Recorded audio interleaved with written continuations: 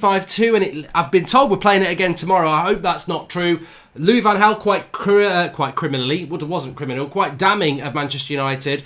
The latest on the Director of Football News. Also, Aaron Ramsey potentially coming to Manchester United. But I want to start off before Pogba. I just want to start off with something that's very, very common sense that is going to come from Jurgen Klopp. And, you know, I think this season we've seen Jamie Carragher talk a lot of sense about Manchester United, and now we've got the Liverpool manager talking sense about Manchester United, and specifically talking about Erling Haaland. And he said, look, you know what? We couldn't have signed Erling Haaland. Talking about Liverpool, he said Manchester United aren't to blame for not signing Erling Haaland. He said, I know not a lot about Dortmund. I've got a lot of respect for Dortmund, but he hasn't signed for Dortmund because they presented some great deal. What Dortmund did is they said, you can come and play number 9 for us right now in the Champions League and in a team that's going for the Bundesliga, and you will play right now. And that's what Erling Haaland wants to do.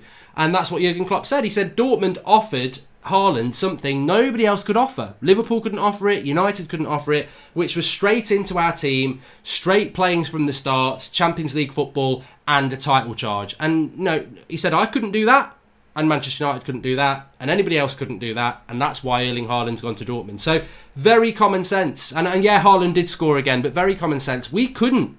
Even if we put Erling Haaland straight into the team, we're not in the Champions League, and we're not in a title race, and we're not stable. So, you know, I thought it was it might not be true, but I thought it was a very interesting way of putting things. So, yeah, fair play to Klopp on that one. But let's get into the Paul Pogba news then. So, there was a story today, I think it emanated from Marca, so you know straight away that it's probably not got a lot of credibility to it, but it sort of got me thinking, and I thought, we can't ignore things. You've got to try and talk about things even if you don't really think there's a lot to it. But Paul Pogba could stay at Manchester United if Ole Gunnar Solskjaer was sacked or leaves in the summer, and this sort of follows hot on the heels of what Mino Raiola said a couple of weeks ago, that if Manchester United want to sort of talk about a new contract, we'd be willing to sit down and discuss it. And I thought, well, you know what? Could Paul Pogba stay at Manchester United? And, I mean, Ali0904 says, I'd rather have Ollie than Pogba. And I think that you basically preempted what I was going to say anyway. I'd like to know what you lot would think about Paul Pogba staying if Solskjaer leaves. Because we've had this before, and we're not stupid. Mourinho basically was knocked out of the club because of people like Paul Pogba, and here we are with another position. But what I would say about this is that it's not really about whether Solskjaer gets sacked and Pogba stays. It's more about, could Paul Pogba stay at this football club? And the short answer is yes, I think he could do, because I think Mino Raiola has sort of hinted that, and I think money is, you know, important to Mino Raiola and his players, so it could happen. But do I think that Pogba is sat there saying, "I'll stay if you get rid of Ollie"? No, I don't actually think that, and I think we've got to be very careful with something like that, because I think under Mourinho and Pogba, it was very obvious there was an issue there, and I think maybe the club did make a decision that Mourinho had lost the dressing room, so let's get rid of him and stick by these players. Some would say that was a mistake. Some would say that was a mistake to side with these players over Jose Mourinho. I don't think it was a mistake to sack Jose, and I think we've seen again today why Jose Mourinho wasn't a Manchester United manager, because he just hasn't got it. He hasn't got it anymore. In the modern game, his style of football isn't very good. People will say, well, so was Ollie's. But I don't think the club should be sacking managers because players are demanding it. I never think that. But I don't think Paul Pogba and Ole Gunnar Solskjaer have a bad relationship. This goes back to when Solskjaer was manager of the reserves and Pogba was there as a youth player. So I don't think there's a bad relationship between Pogba and Solskjaer. I think Pogba wants to leave Manchester United for the very simple reason, as we just spoke about from Klopp's comments there, we're not in the Champions League and we're nowhere near a title race. And I think that's what Paul Pogba wants from his career, and he doesn't like the turmoil and instability at Manchester United. So I think Paul Pogba will go in the summer. But I certainly don't think it's anything to do with him wanting Ole Gunnar Solskjaer to be sacked. Whereas I think with Jose, when Jose left, Pogba was like, yeah, this is great. I feel free again. I don't feel that Pogba's there going, if you get rid of Ole, I'll stay. I think Pogba is going pretty much, 90% sure that he's going to go. Never say never that he could stay, but I think he will go, and I think this is a non-story. I don't think there's a fallout between Pogba and Ole. I fully expect to see Pogba back playing for Manchester United mid-March to the end of the season. Euros and never play for United again. As of last week, it's impossible for us to catch Liverpool. Manchester United should never... Whoa, Keith Richards. As of last week, it's impossible for us to catch Liverpool. Did anyone actually think we were going to catch Liverpool? Manchester United should never be officially out of the title race in February. Worst season I've seen, says Keith Richards. Oh yeah, well, I sort of agree with you on that one, to be honest. On Twitter, you said tomorrow we will play 3 centre-backs. I'm going to talk about that and the band one, Gaming, don't worry about that. And Jay Singh says, hi Mark, what would you save in terms of a percentage is the chance of Poch being at United in the summer, and do you think we will spend big? I think the chances of Ole Gunnar Solskjaer being Manchester United manager next season are 25% at the moment. That can go up. It'll go up tomorrow if we win. The chances of Pochettino being our manager, probably 50-50. So, yeah, people will say, well, why is it not 75%? Because he's 25% sure that Ole's going to go. Because it could be another manager, which I'll talk about in a bit anyway, but it could be another manager. Without shadow of a doubt, it could be. Please do smash a like on the video if you're watching live. I am going to do some Q&A because we didn't do that last night, but we'll do some Q&A in a minute. But yeah, in relation to today, let's be a little bit topical. Obviously, Chelsea beat Spurs. I don't know whether anybody watched it. I did it as a watch along on That's Football, and Sheffield United drew as well. So the path to 5th place is there for us to beat Watford tomorrow. I think we will beat Watford tomorrow. I think too many times, not just under Solskjaer, but under Mourinho as well, we've had a good result and then we need to follow it up with a win and we don't. I remember beating Man City from 2-0 down under Mourinho at the Etihad and we beat them 3-2, and the very next week we lost to West Brom at home. So we've done this for many years where we get a good result and then we don't follow it up with a win. This is not even last chance saloon. This is like ridiculous. If we don't win tomorrow, having won at Chelsea, what's the bloody point? So I think we will win tomorrow. And I think when we do win, we go up to 5th place. Unfortunately, Chelsea won as well. A draw would have put us 1 point behind top 4. A win will put us 3 points behind top 4 now because Chelsea won. But, you know, in fairness, what I saw today was the same Chelsea that I saw on Monday, but they actually, they were just more of a threat going forward. I think that he changed 2 or 3 players. I think we were fortunate that we played against Batshuayi and Willian and Pedro, whereas today he had Giroud and Mount and Alonso and people like that in a different system, and it worked well for Chelsea. And Spurs basically went there and tried to do what we did, which was keep it tight and nick a goal, and they never looked like doing that. So Chelsea also had a number of players back today. Tammy Abraham was on the bench, Ruben Loftus-Cheek, they've got Hudson-Odoi and Pulisic to come back. So it looks like Chelsea, you know, they've reacted to that loss against us. They're going to go for it. They're going to go for that 4th place, and at the moment, and most of the season, it's been their spot. So tomorrow for us, we have got to get a win. A draw tomorrow, and we may as well forget this top 4 race. We've got to go and win tomorrow, and I expect us to do that. I mean, Watford will be difficult, but I expect us to win that. Now, the talk is, and Alexander B is a gooner and says, who do you think has been shot? Who do you think has the best shot at 5th if City gets banned from the European football? Thanks for the question. I wouldn't actually count Arsenal out yet, only because I think what Arsenal need to happen is United to keep dropping points. Sheffield United will drop points. They dropped points at home to Brighton today, and Brighton were crap. So I don't think Sheffield United are going to get top 4. Spurs are going to drop points. It's almost like they've given up already. Chelsea could drop more points. In fact, they will do. Arsenal's hope is that we and Chelsea drop points. And you've got to beat Everton tomorrow, which I think is going to be a tough game. But I think United and Chelsea will be 4th and 5th. I just don't know who's going to get what spot. I think 4th and 5th is United and Chelsea. I don't think anybody else is going to get near us now, unless Chelsea and us start dropping lots of points like everyone else. But I feel that I just feel that Chelsea are going to find some consistency and we're going to find some consistency. And I can hear the laughing in the live comments now, but I do. I genuinely think United and Chelsea are going to get 4th and 5th. I just don't know which way round it's going to go. And the interesting thing is you can also call it the Jadon Sancho battle, because whoever gets the Champions League football is going to get Jadon Sancho. So it's a bit like that's the prize. As well as Champions League football, it's Jadon Sancho. I think whoever wins that race for 4th will get Jadon Sancho.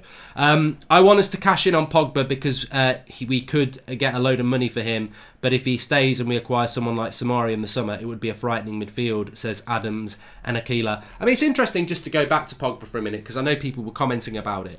Would you like to keep poor Pogba if Solskjaer leaves? Would you like to do that? If we get like Pochettino in, would you like to do that? I mean, personally, I think my mindset is it's time to go. But I do sort of agree with that last comment as well. We've got Bruno, we've got Fred, we've got McTominay, we keep Pogba, we maybe do bring another midfielder in, get rid of Matic, maybe bring a Samori in, you've suddenly got a very good selection of midfielders there. So, but I just don't see him staying. But he is here. And as much as people say Solskjaer's going nowhere, well, I think Solskjaer is going somewhere. I think Pogba's going somewhere. So maybe they won't. You think Ollie is throwing away the Europa League and focusing on the Premier League? I would definitely say sell Pogba for 2 midfielders, says Magic Eye. I think it's too early to say Ole Gunnar Solskjaer is throwing away the Premier League or the Europa League. I think at the moment, we beat Club Bruges on Thursday. We see who we get on the draw on Friday. It must be on Friday. We beat Watford tomorrow. And then next weekend, we're still in the Europa League. We're still in a top 4 race. You go to Goodison Park. You win there. Bloody hell. We're still in a race for the top 4. Who's in the Europa League? And you try and keep both going for as long as possible. The problem comes in March when FA Cup against Derby. If we win that, you know you've got to play the FA Cup, the other round of the Europa League, and you're still in a league race. I think our next 2 games after Everton are City at home and then Spurs away. Win those 2, you're bloody well in a race for top 4. So I think at the moment you've just got to keep your options open. But I do believe there will become a point where a decision needs to be made. I mean, look, for example, a couple of years ago under Van Gaal, I think it was, we got through the first knockout stage of the Europa League and then we drew Liverpool. That could happen to us. The next round of the Europa League, we could pull out Inter, we could pull out Arsenal, we could pull out Wolves, we could get a really tough game, and then that sandwiched around the Premier League games becomes a problem. Jordan Such says, I don't think Ashley Young wanted out because of Ollie, so I don't see Pogba staying regardless of what happens to Ollie. It's sorry, your comment sort of moved through there. He says, I don't think Ashley Young wanted out because of Ollie, so I don't see Pogba staying regardless of what happens to Ollie. It is because we have turned into a mediocre club thanks to the owners. Yeah, thanks for the super chat, Jordan, and I do totally agree with you. I do not think that Paul Pogba wants out because of Ollie. I don't think any player wants out because of Ole Gunnar Solskjaer. I think a lot of Manchester United fans like Ole Gunnar Solskjaer because, you know, sometimes it's hard to know what's going on behind the closed doors of a club like Manchester United. It is difficult. But I think what is very clear with Ole Gunnar Solskjaer, to his credit, is that it's obvious who he is. He's obviously a nice guy. Now, whether he's a good coach or not, he's obviously a nice guy. Because I read many of your comments, whether it's live comments or Twitter comments or the comments under the video when the video's not live anymore.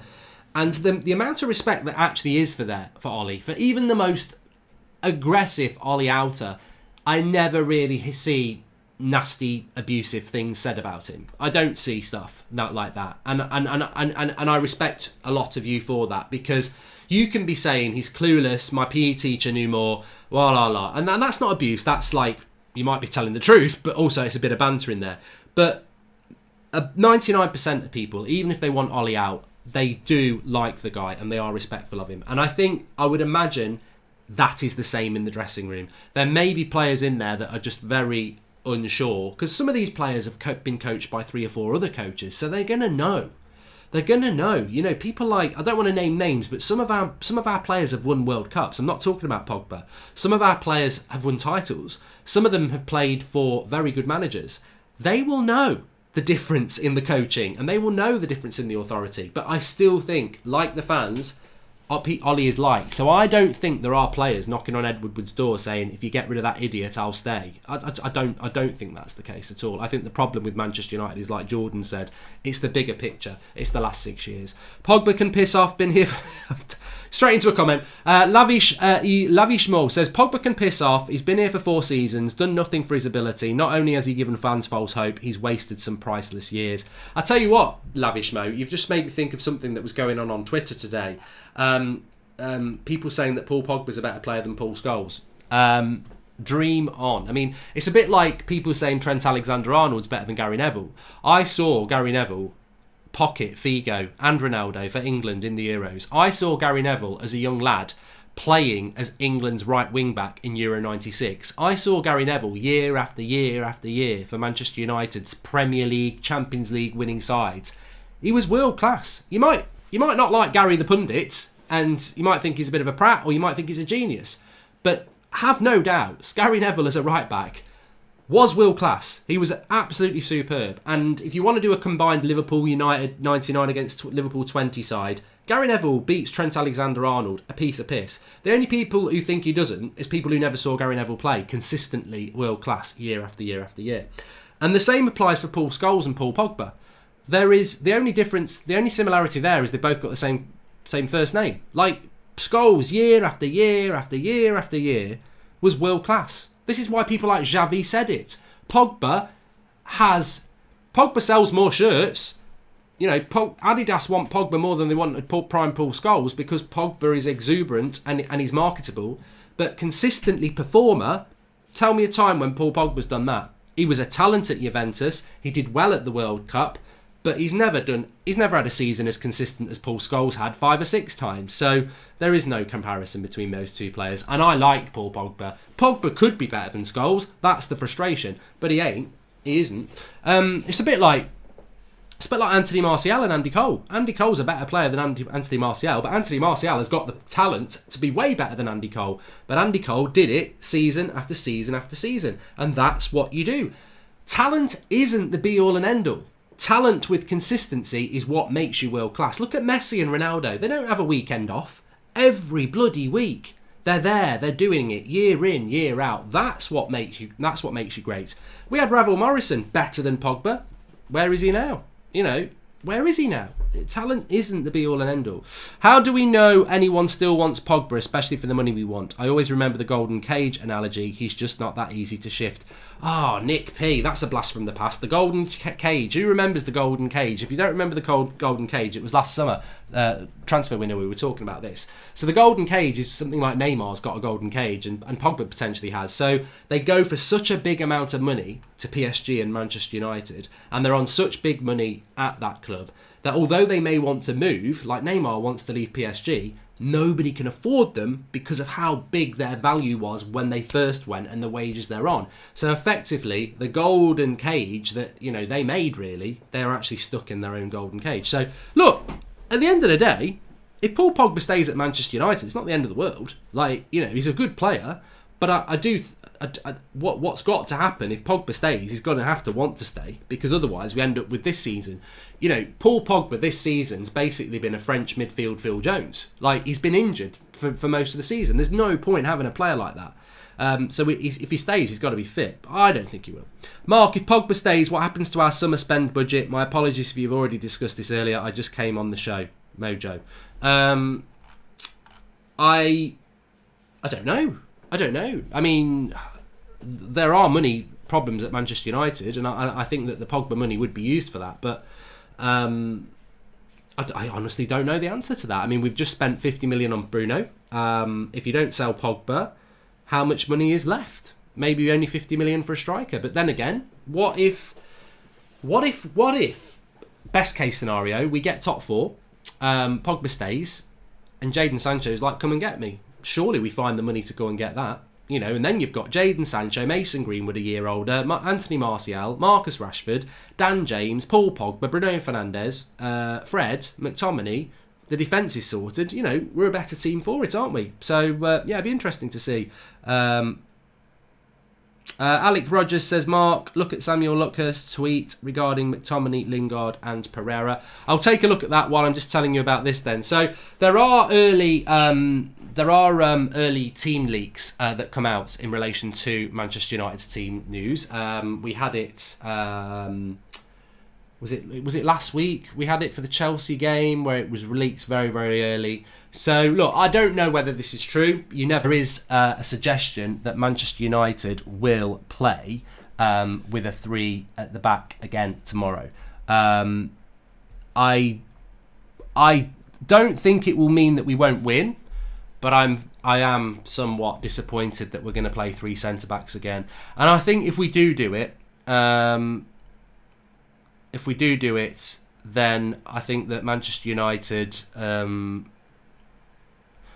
I think it leaves us in a situation whereby, when are we going to stop doing this? You know, when will we stop playing the 3-5-2? Because I think that I just don't see how you can play 3 centre backs at Old Trafford, but we have done it before. Scott McTominay is back in the squad. Let me just have a quick look.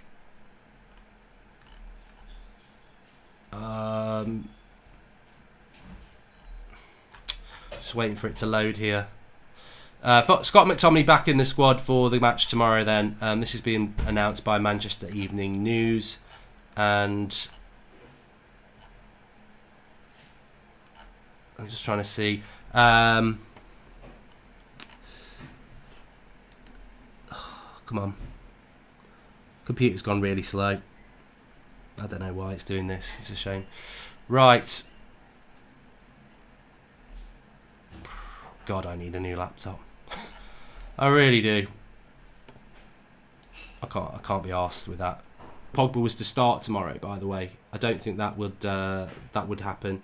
Yeah, apologies for that. I opened up another browser and this computer just seems unable to be able to handle that these days. I don't know why. Rid of that. Close that off.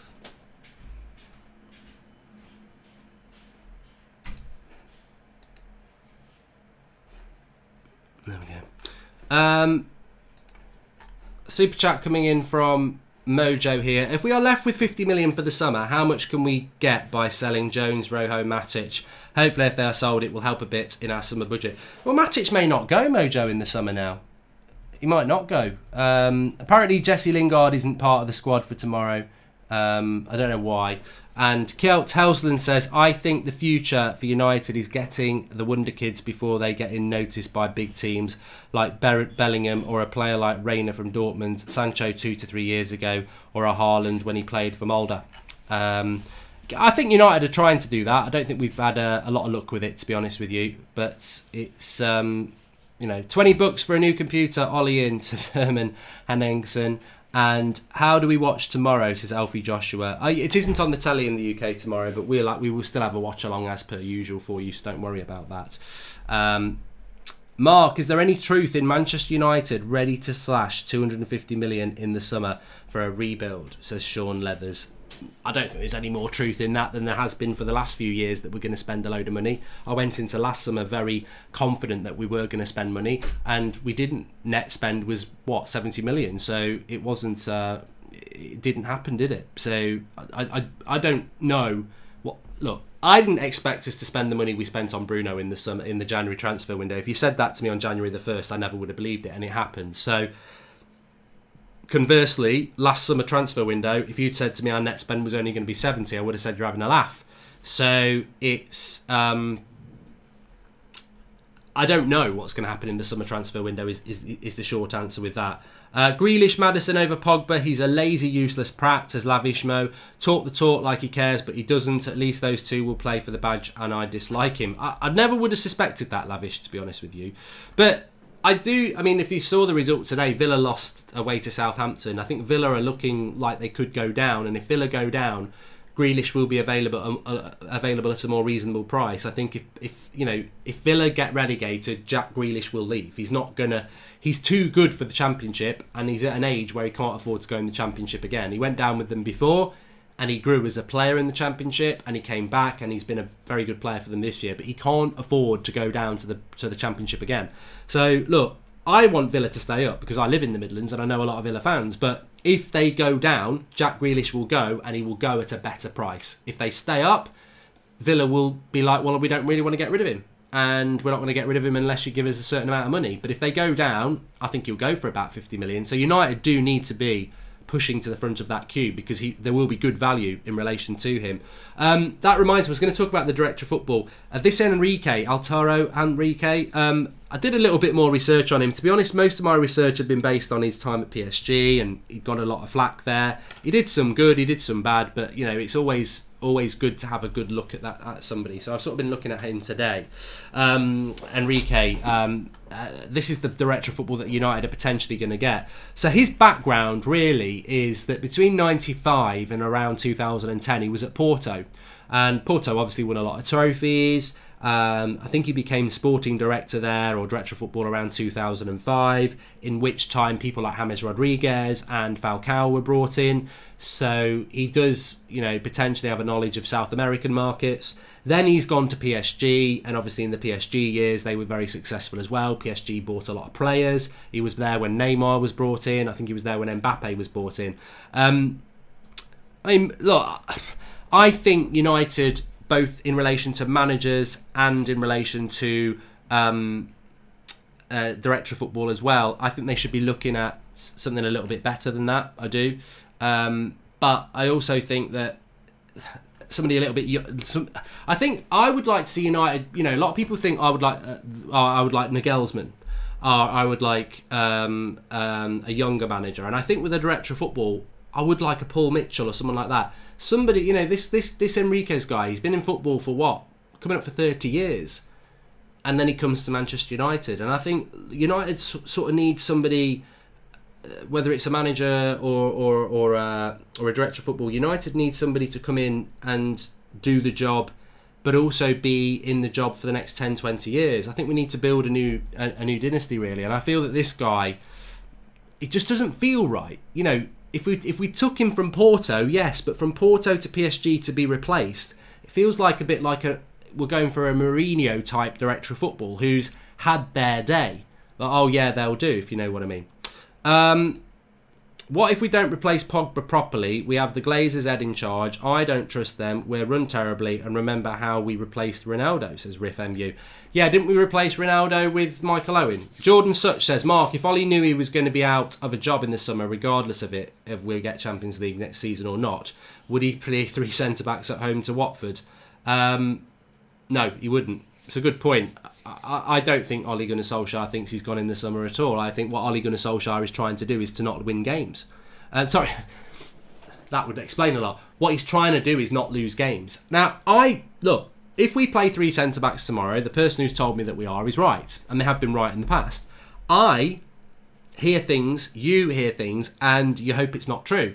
Some of the things I've hoped weren't true over the years. We're going to sign Fellaini. David Moyes is going to replace Sir Alex Ferguson. They still happen, but sometimes they don't. Like Gayton, we're going to sign him, and we never did, and I was very happy about that. So, you know, maybe we'll play 4 at the back tomorrow, but I think Ollie at the moment is sort of like so happy with Luke Shaw that he won't rest Brandon Williams and just play Luke Shaw at left back. He wants to play the 3 at the back again and push the players forward.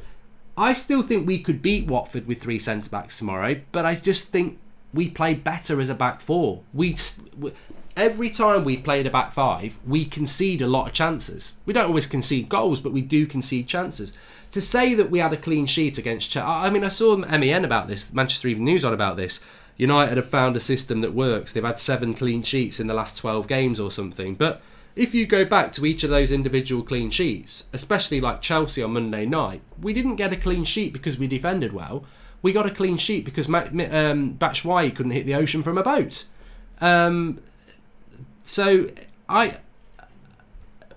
Defensively, I don't think we're very good in a back 5. I think Maguire looks a bit confused. I think Lindelof looks confused.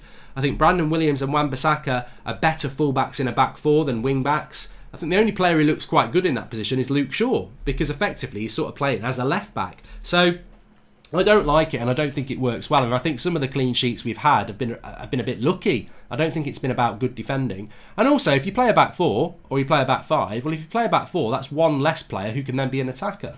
And Kit Helsland says, when Pogba comes back, where do you fit him in? The squad when Fernandes is ours. Play Pogba like a centre midfielder or rotation Fernandes while we get further in the Europa League. I mean, I'm very much excited to see Paul Pogba coming back for Manchester United, because I think that when he is back, then how do you fit him in? I would be fearful of what we did at the start of the season, which was play Pogba as a holding midfielder next to McTominay, and we had like Lingard or Mata or Pereira as the number 10. Bruno's got that position. He's the best player to play in that position. But I would like to see the midfield. I would like to see, and this means benching Matic and McTominay. I would like to see Fred holding the midfield with Bruno to his right and Pogba to his left, box to box. That's what I would like to see. I think it's way too attacking for Ollie, but that's what I would like to see. I really would. But I do think this race for top 4 is getting interesting. The Sheffield United result was good for us today, and I just don't think they're going to be able to get in the race. But Wolves have got Norwich tomorrow, so maybe they can get in the race. We've got, obviously, Watford tomorrow if we win that. Spurs have lost. Chelsea have won. Arsenal and Everton sort of kill each other because they're the only other team from behind you think can catch. I mean, even Burnley won today. So consistency is going to be the thing that gets it, and I think for Manchester United that could be it. I mean, look, also must just mention, Aaron Ramsey's been linked with a move to Manchester United if Pogba goes to Juventus, and again, Aaron Ramsey was always a player that I felt Arsenal missed this season because he was just very consistent, and he's a very good player, but I don't think he's the sort of player that United should be looking at, especially if Paul Pogba goes. I think United need to sort of build something, and I think Aaron Ramsey, I don't know how old he is now, he must be late 20s. I think United need to build something, and if you're asking me if I want Aaron Ramsey or James Maddison or Aaron Ramsey or Jack Grealish, well, Maddison and Grealish have got 4 or 5 years on Aaron Ramsey, and they are the future, and I think we don't want to go too young. I think Bruno Fernandes is a brilliant signing for us, and Harry Maguire's a good signing because they're experienced, they're internationals, and we do need a couple of players like that. But I don't want anybody really older than 28 anymore. I think we need to build something that's going to be around for 3 or 4 years, and I think throughout the whole team we need that. I don't really want this ex-PSG director who's been in the game for 30 years. I want somebody who's sort of proven themselves but has still got plenty of future to improve. Ollie was meant to be that as a manager as well, but maybe he was a little bit too raw, a little bit too inexperienced. But I certainly wouldn't mind a Nagelsmann or a Ten Hag or someone like that who is ready to take that next step. I think that's what United need to do. I mean, in an ideal world, United need to go and get the next Jurgen Klopp.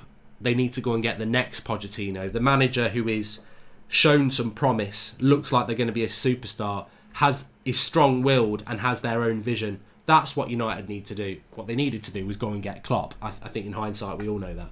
Pogba's focus is his agent and himself. Then look at Ollie and other players. Their focus is Manchester United, the badge, the shirt, the fans, to snipe and strike. I'm massively excited about the match tomorrow. Please do smash a like on the video if you're watching live. Let's see if we can get 1,000 likes. And do subscribe if you're new. I'm excited tomorrow about the game. I'm actually enjoying watching Manchester United at the moment, and I know a lot of you will say, what's wrong with you? What have you been drinking? But I am anticipating United's games a lot more, and I think a lot of that's to do with Bruno. But I like Martial. He's got 2 goals in 2 games. I was really impressed with Eric Bailly.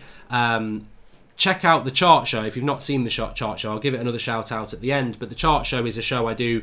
I think I'll probably do it every Saturday morning from now on, because traditionally there used to be a show on ITV called The Chart Show when music used to be interesting and you'd get your top 10. So we've started doing it on the United Stand, like the top 10 United players each week, and we sort of do it as a bit like a pop show. In at 6, dropping 3 places to number 9. And it's a bit of fun, but actually I think it's an interesting bit of fun because actually it's relevant. Like, you know, these are the players that are performing well. Like Fred's been number 1 2 weeks in a row. And you're not going to go, you know, if Fred has an average game tomorrow, he'll still be in the top 10 because that's how it works. You know, you don't drop from 1 to out of the top 10. You know, what you've done over the weeks sort of, you know, it's like a song in the number 1. It drops down the charts gradually, doesn't it? So I'm enjoying doing it because actually there is a really serious element to it. And it highlights who the players are that are doing well. And I think at the moment, I am enjoying watching United in a weird way. You know, the match against Club Brugge was crap. But a lot of that's to do with the coaching. I think in relation to some players like, you know, Luke Shaw, Bruno Fernandes, Fred, Anthony Martial, David De Gea, Harry Maguire, Aaron Wan-Bissaka. You know, there's quite a few players there that I've listed that actually, they're doing well. They're doing well in a system that's very defensive. Imagine what those players doing well could be in a team that's on the front foot. And I think that's something that's changed that gives me some hope at United, is that a year ago, or, you know, maybe longer, you look at the Everton game at Goodison Park when we lost 4-0 and Ollie said some of these players won't be here, but I will. And a lot of those players were still here and he's still here. I'd sort of lost a lot of faith in the United players. But at the moment, there are a lot of United players that I'm actually... There's more United players I like than dislike in relation to their form on the pitch. I don't dislike any of them off the pitch because I don't know them. But on the pitch, I think that there are players who are putting in good performances. They're just doing it in a team that lacks any ambition to go out there and create chances. So, you know, what I would say is if Ollie ever does change the way he plays, or if we do change Ollie and bring a different, more attacking manager in, they have got a platform to build on, because a lot of our players are actually doing better in recent weeks. I mean, it wasn't that long ago where we were struggling to give people any more than an average 6 out of 10. And in fact, a lot of people were getting lower than that. But at the moment, over the last sort of 3 or 4 games, there's a lot of players that are getting above an average 6. It's just the way we're playing football that's holding us back. But so, yeah, I'm excited about the game tomorrow. And I do think we'll win. And then Everton away next week, I'm excited, and I think we'll win that. And if we get 6 points from those, that's 10 points from our last 4. So, and we're very much in a race for that 4th spot. So I'm excited about it. I'm also excited about Watford because they're fighting for their lives and they have got good players. But I just think we've got to try and we've got to try and get that. Apparently Lingard's not in the squad tomorrow. I don't know whether that's going to be true.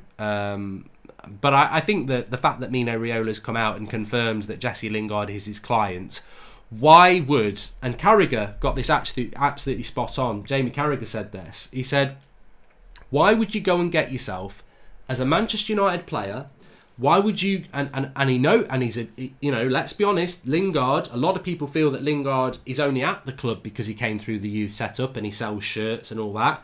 So Jesse Lingard, to be fair... loves Manchester United Football Club, has been at Manchester United Football Club for all of his footballing career. He knows Manchester United, he knows the fans, he knows the area, he knows what Manchester United's all about. Why would he go and get himself associated with Mino Raiola, who is somebody who is toxic towards the club? Whether the fans dislike him or whether the club dislike him, it's common knowledge. He's a troublemaker. So why would Jesse Lingard go and appoint an agent like that? And Carragher said it himself, and I know a lot of you've said it, and I think it's true. And the only thing I can think with this is that this is Jesse Lingard leaving Manchester United in the summer. Because why would you do that? Why would you go and associate yourself with Mino Raiola, who, to be honest with you, is not liked within that football club? So I think Jesse will go in the summer, and I would expect Lingard to probably go to Italy. And I think it will be better for him to do that. I think Lingard needs to leave United for his own career, and I think United need to let Lingard go because we've given it as much time as we can. And if you look at it over the last 3 years, apart from that 3 months, it's been predominantly very average or worse. So I think that, the writing's on the wall that Lingard will go in the summer. Like that guy says, he wants out. I think that Mino Raiola thing is a big statement from Jesse Lingard that, look, I know you don't like him, but he'll get me my move, and that's what I want. I think Ollie always knew he did not deserve the Man United job when he came in as an interim, and when he got the job, he panicked and went defensive to protect himself from the sack because Ollie loves the job, says Vicky J.R. Nash. Well, look, said it last night, I'll say it again now. United's worst ever Premier League season is 64 points. We've got 38 points and we've got 12 games left. That's 26 points from 12 games. Otherwise, he's going to have the worst ever Premier League season in 30 years. So he's got to try and win games. And I think he's not going to get 9 wins from 12 by playing 5 at the back and trying to counter-attack. We won't win 9 games. You win 9 games out of 12 by playing attacking football. That's the challenge for Ollie. We know it. We all know it. He needs to win 9 out of 12 to not have it on his CV that he's had the worst ever Premier League season. And to do that, he's going to have to start attacking. So, look, let's wait and see if he does it. Ollie in, remember me, he will win the league. 4 more signings like the last 4 and we're ready. He's made 4 successful signings and all play well. Trust Ollie, says Lavish Mo. And DJ John T says, if we lose or draw against Watford, Ollie has to take a taxi after the game and head to Manchester Airport and take the first plane home to Calder. And Sean Miller says, Mark, when is the next career mode? Also, McSauce back in the squad tomorrow for Watford. Will Ollie put him into the team? Thanks for all the content, mate. You know what? I think it's great that Scott McTominay's back, but I'm not as excited as everybody else. I'm not, because Scott McTominay won't score goals. Scott McTominay won't create goals. Scott McTominay will do the same job that Fred and Matic have been doing very, very well. I'm very happy that he's back, and it's interesting to see how he's going to get back into the team, and it's brilliant that we've got some squad depth there. But McTominay, to me, isn't going to make a big difference to our team. We're defending quite well anyway. It's good to have him back. I think he's been a big player for us this year. But I think Matic has played very well through gritted teeth. No, not even through gritted teeth. He has played well. And I'm not a big fan of Matic. And I think McTominay should come in for Matic next to Fred. And that will make us a little bit more mobile. But I don't think it's going to make us a better team in the system that we're playing. because he's not an attacker, he's not a creator. So I'm glad he's back, but I'm not going, oh, McTominay's back, we're going to get top four. He's not that sort of a player. I think he makes us better defensively. I don't think he makes us better offensively. So, yeah. I've got to be honest, I'll be more excited when Pogba's back or Rashford's back, because that will make a difference to how many goals we're going to score. Do you think Ollie will play 5 at the back formation, says Jed Carroll? I've been told that he is. I'm hoping that he won't. And we're not ready to win the league yet. Long way to go before we challenge, says Stephen Diak. Yep. And who's your United player of the season so far, says YK Shinwati. Wan-Bissaka. I mean, Fred's pushing him close, but at the moment it's Wan-Bissaka because he's been brilliant from day one. And he's a new signing. And he's just been superb. And I think now he's adding assists to his brilliant defending. I just don't think Wan-Bissaka's put a foot wrong. I know it's not popular to say. Well, it is popular, but it's not glamorous to say a right back in Aaron Wan-Bissaka. But I think he's hands down the player of the year. Max Source, Fred and Bruno with a 4-3-3, says Joe Dawson. Well, yeah, we could do that, but I mean, Matic hasn't put a foot wrong. What I would say is, and I don't want to dwell on this for more than 10 seconds, so I'm just going to say it very, very quickly. If we lose or draw to Watford tomorrow, I haven't got anything to say. I'm not going to say Ollie out if we win or lose. There's no point. I want Ollie to stay till May now. I don't want an interim manager, and we're not going to get a replacement in till May anyway. So I want Ollie to stay till May. I won't be there going, get Ollie out the club. I'll just be like, we've got to win tomorrow. It's as simple as that. We have to win the match tomorrow.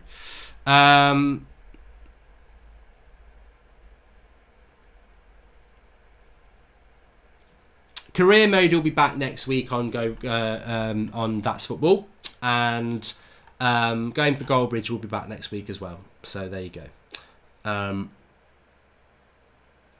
What should we prioritise, Europa or Prem, says Jed Carroll. I think we're going to have to wait, mate. I spoke about that a few minutes ago. We're just going to have to wait and see.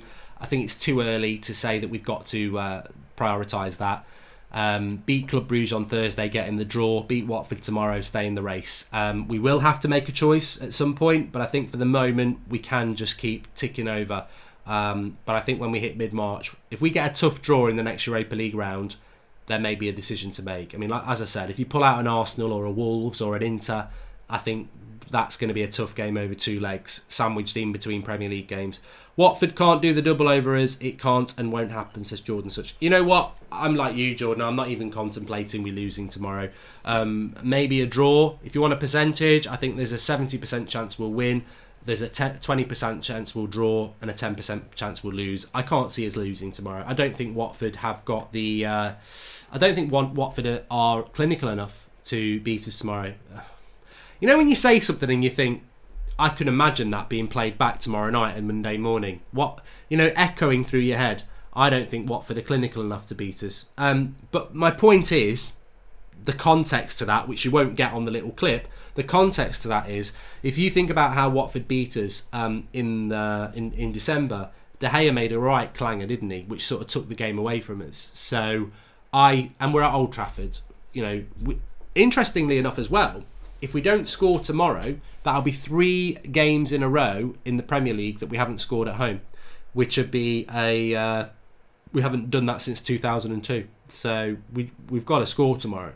Why can't Fred play next to Bruno and play as a box-to-box pressing midfielder while Matic up McSorts holds the midfield, says Leaf Hunter? Because actually, when you look at Fred, he's crap at creating things and he's crap at shooting. I mean, Fred is... Fred's the perfect holding midfielder, really. Or in a midfield too, which again is the problem. If we're playing 2 holding midfielders, which is what we do, that makes us defensive anyway. Not many teams have 2 holding midfielders. And we do that, and we've done it all season. We did it from day one against Chelsea with Pogba and McTominay, and we've done it all season. We've always had 2 holding midfielders. And we need to move to having 1 if we want to become an attacking side. Igalo to score against Watford, says Flex47. It's written in the stars. It could happen. He won't start, but it could happen. Look, I'm very excited about the game tomorrow. You can join me live. It's 2 o'clock kickoff, I think. So we'll be live around 1 o'clock tomorrow with the team news. I don't think McTominay will start. I think he'll be on the bench, but I don't think he should start, to be honest with you. Having said that, Matic has played Monday and Thursday, so maybe McTominay does come straight in the team for tomorrow, which will give the team a boost. And you know, with Ollie, he don't think about people's injuries. He's like, yeah, chuck him in, let's see what happens. That's why we lost Pogba again. So maybe McTominay will start. I normally would have said no. I think Matic will start, but being as Matic played Monday, Thursday, can he play tomorrow as well? So maybe McTominay will start. I certainly think Eric Bailly's got to start, and I think Eric Bailly makes a big difference to us defensively. So I fancy us to win tomorrow. I think we have to win, and I think we will win. Mark, while we are only looking at the 4th position for getting into top 4, Leicester have still got to play the top 7 sides in their remaining fixtures, says Mojo. And Lavish Mo says, just imagine us winning the FA Cup, the Europa League, and getting top 4. I think it's possible if Ollie plays the style he did as an interim and gets consistent. Anything's possible. And just in relation to that, what Mojo's saying there, please do smash a like on the video, but what Mojo's saying there about Leicester, Leicester were a bit unlucky today against Man City. Leicester have got some winnable games coming up over the next 4 games. I think they've got Norwich and Brighton. But if they drop any more points, their finish, like Mojo said, is difficult. They've got us, they've got Tottenham, they've got Arsenal, they've got Wolves. So Leicester do need to start picking up some points. They could get dragged down, and that would be good for us. But to close a 9-point gap on Leicester, they've got to lose and you've got to win consistently. So I wouldn't say Leicester are dropping out of it yet, and they don't play Europa League football either, so they've got a good chance. Thanks everyone for watching. Smash a like on the video. We're nearly at 1,000 likes, and please go and watch the United Stand chart show. It went up this morning. It's the top 10 players of the week. I'm really enjoying doing it, so I hope you're enjoying watching it, and please go and give it a watch. That would be fantastic. Speak to you all soon.